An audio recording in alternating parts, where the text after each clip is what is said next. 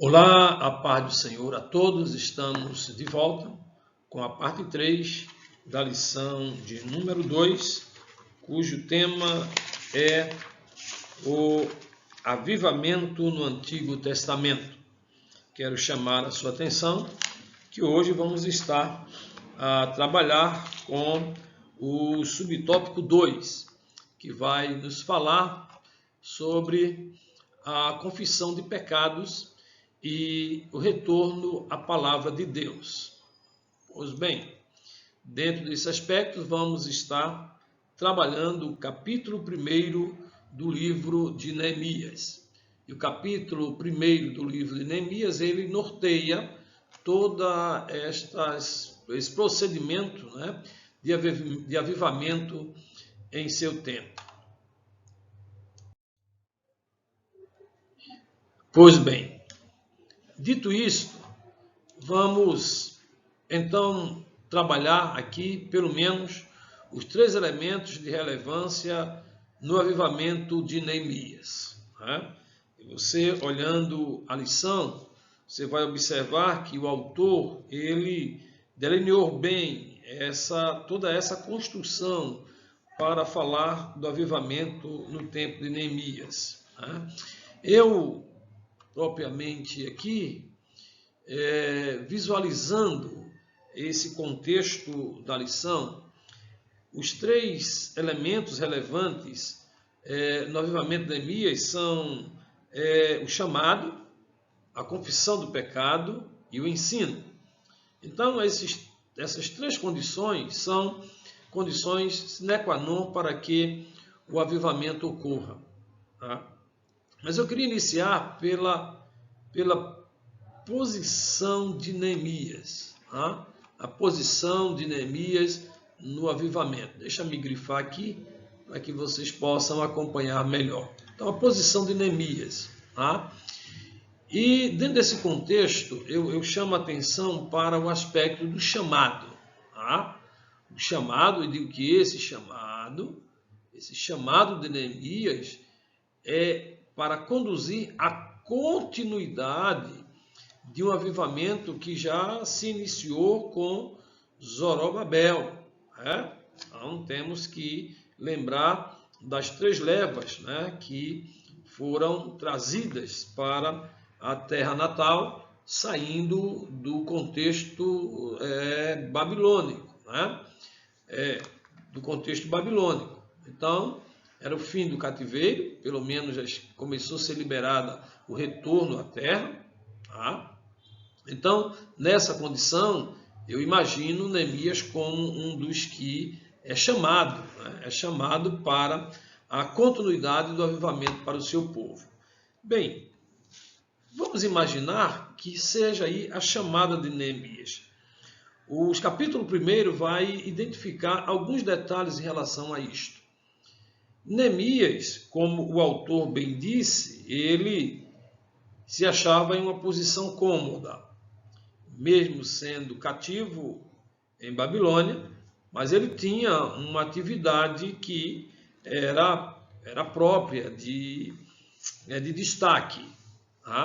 Entretanto, uma posição bastante perigosa, sendo ele o copeiro do rei.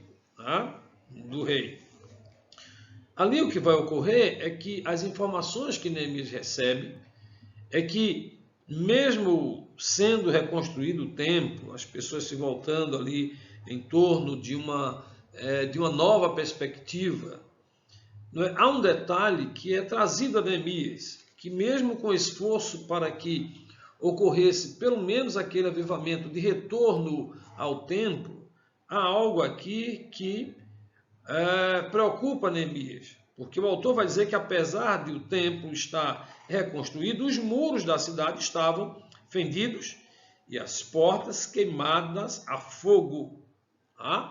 Então, a decisão ali por um avivamento começa no interior de Neemias. Ele observa e entende que a sua participação seria de grande valia, ou seja, ele se coloca à disposição para Deus para participar deste avivamento que já está iniciado em Israel já com o grupo da primeira leva de Zorobabel, onde o templo é reconstruído. Tá? Mas observem que para que este empreendimento de Neemias ocorresse, ele toma decisão. Eu acho que é uma das decisões primeira para quem deseja avivamento na vida.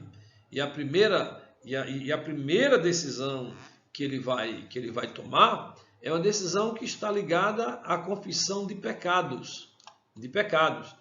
Sem pecado confessado, não há avivamento. O indivíduo está preso, o indivíduo está amarrado, o indivíduo está envolto em uma gama de situações que impede a operação de Deus em sua vida. Então, a primeira decisão de Neemias é confissão de pecados.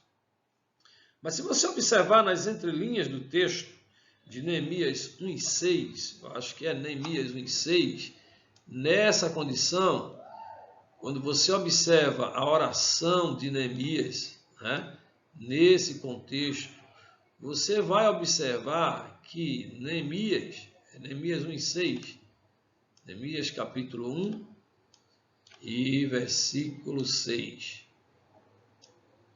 Então, uma bolinha aqui para 1:6 de Neemias, tá?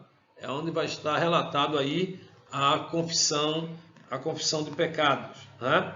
E a oração de Neemias, ele se inclui como pecador. Ele quer um avivamento coletivo.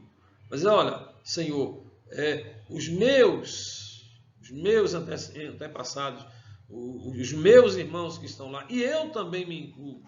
Tá? Então, a compreensão para o avivamento é a confissão de pecados, é o redimir, é o se jogar nos pés, reconhecendo erros, reconhecendo pecados, que vai provocar nas pessoas o avivamento. Não espere que todos sejam avivados. O avivamento deve começar em cada um de nós. Tá? Então, a primeira iniciativa de Neemias é a confissão de pecados. Ele diz: de todos nos corrompemos contra ti e não guardamos os mandamentos, nem os estatutos, nem os juízos que ordenaste a Moisés, teu servo. Então, a confissão de pecados é condição sine qua non para viver um verdadeiro avivamento espiritual. Então, certamente, o que está faltando à sociedade hoje, apenas o arrependimento, mas não apenas o arrependimento, mas a confissão de pecados, para que o Espírito Santo encontre um lugar para operar. Então, primeiro é a confissão, o arrependimento.